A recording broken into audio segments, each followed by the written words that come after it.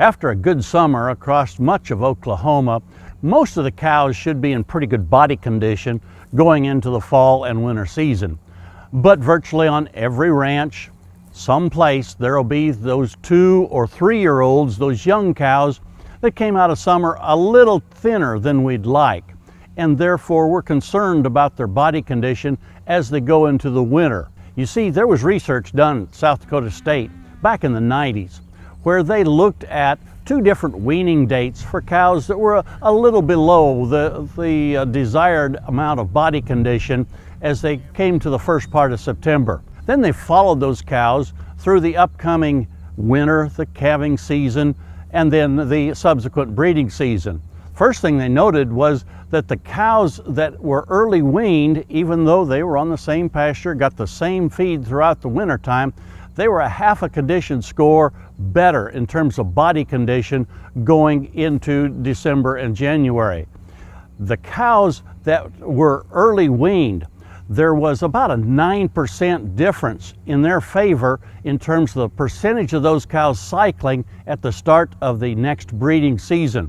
So as you see on this particular data sheet, there was 83% of those cows cycling compared there to only 74% of the cows that were more traditionally weaned. But perhaps more important was the difference they found in the cows that actually conceived to the artificial insemination in that first go around. 70% of the cows that were early weaned, that had that little advantage in body condition at the start of the breeding season, as compared to only 35%. That's half as many of those cows that actually conceived to artificial insemination. A lot of those that were later weaned actually caught up, and you see that there was about a week's difference in the average conception date and therefore average calving date the following year.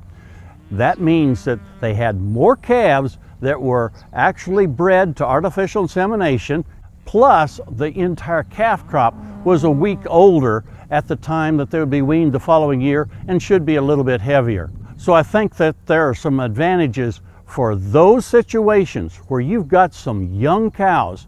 Give them that chance throughout the remainder of September and October to regain body condition before the winter months set in.